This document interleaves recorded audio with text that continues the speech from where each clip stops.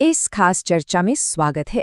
आज हम एक ऐसी घटना का विश्लेषण करेंगे जो पश्चिम बंगाल की एक प्रमुख ऐतिहासिक और धार्मिक स्थल से जुड़ी है। ये महज एक इमारत के खुलने की कहानी नहीं है, बल्कि आस्था, समुदाय और वादों के पूरे होने की एक बहुत ही दिलचस्प यात्रा है। तो आइए बिना किसी देरी के शुरू करते हैं।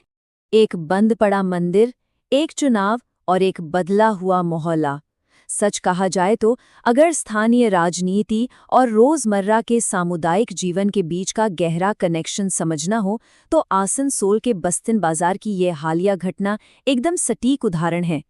यह जानना वाकई हैरान करने वाला है कि कैसे राजनीतिक घटनाक्रम सीधे तौर पर लोगों की आस्था और दिनचर्या को बदल कर रख देते हैं। भाग 1, बंद मंदिर का इतिहास। अब हम सबसे पहले बस्तिन बाजार में स्थित श्री श्री दुर्गा माता चैरिटेबल ट्रस्ट के इस मंदिर के अतीत की ओर चलते हैं।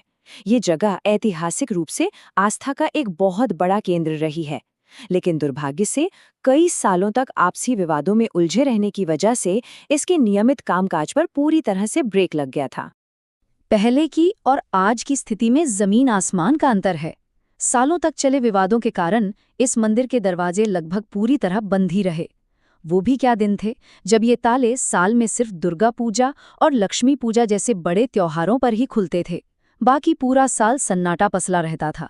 लेकिन आज तस्वीर बिल्कुल बदल चुकी है और अब ये स्थान पूरे 365 दिन सभी के लिए खुला है।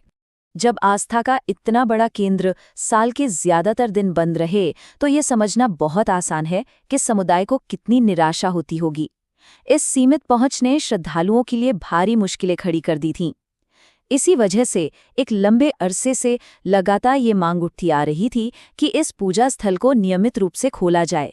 लोग बस यही चाहते थे कि वे अपने आराध्य तक बिना किसी रुकावट के पहुंच सकें। भाग 2, एक चुनावी वादा। अब इस लंबी जद्दोजहद की कहानी में एक नया और निर्णायक मोड़ आता है, जो हाल ही में हुए पश्चिम बंगाल विधानसभा चुनावों से जुड़ा है। यहीं से चीजें एक बिल्कुल अलग दिशा में आगे बढ़ती हैं। इन चुनावों के नतीजे काफी अहम रहे। भारतीय जनता पार्टी ने पश्चिम बर्धमान जिले की सभी 9 की 9 विधानसभा सीटों पर एक तरफा जीत दर्ज की। ये अपने आप में इस पूरे क्षेत्र के लिए एक बहुत बड़े राजनीतिक बदलाव का प्रतीक बन गया। लेकिन इन सब चुनावी घटनाओं के बीच जो सबसे खास बात थी वो था आसनसोल उत्तर सीट से जीते उम्मीदवार कृष्णेंदु मुखर्जी का एक चुनावी वादा।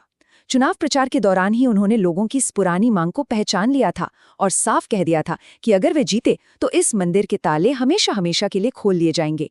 यह एक ऐसा वादा था जिसने सीधे तौर पर समुदाय की एक बहुत बड़ी जरूरत को छुआ। भाग 3, आखिरकार खुले द्वार। और फिर जैसे ही चुनाव के नतीजे घोषित हुए, वो वादा सिर्फ बातों तक सीमित नहीं रहा, बल्कि बस्तिन बाजार में उसे तुरंत हकीकत में बदलते हुए देखा गया। अपनी बात पर कायम रहते हुए मुखर्जी जीत के तुरंत बाद सीधे मंदिर पहुंचे। वहां उन्होंने सभी जरूरी धार्मिक अनुष्ठान पूरे किए और मंदिर के द्वार आम जनता के लिए खोल दिए, पूरे 365 दिन, हर रोज के लिए। इस घटना के बाद का नजारा बेहद खास था। अचानक से वहां बड़ी संख्या में लोगों का हुजूम उमड़ पड़ा। देवी दुर्गा के जयकारे गूंजने लगे और इसे एक बहुत बड़े उत्सव की तरह मनाया गया। लोगों के लिए ये महज एक दरवाजा खुलने की बात नहीं थी, ये तो उनकी आस्था और सालों पुरानी मांग की एक शानदार जीत थी। एक तरह से ये पूरे क्षेत्र में एक बहुत ही सकारात्मक बदलाव की शुरुआत मानी जा रही है। भाग 4, आर्थिक और सांस्कृतिक प्रभाव। अब इस कहानी का एक और बेहद महत्वपूर्ण पहलू देखते हैं। ये पूरी घटना सिर्फ एक धार्मिक उत्सव तक ही सीमित नहीं है, बल्कि इसका असर पूरे समाज और स्थानीय अर्थव्यवस्था पर भी पड़ने वाला है। जाहिर सी बात है, जब ऐसा मंदिर रोज खुलेगा तो आसपास के इलाके में एक नई जान आ जाएगी।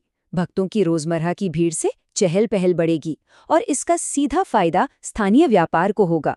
फूल बेचने वालों से लेकर पास की छोटी छोटी दुकानों तक हर किसी के कारोबार में एक नई रफ्तार देखने को मिलेगी और छोटे कारोबारियों को फिर से एक बड़ा आर्थिक सहारा मिलेगा।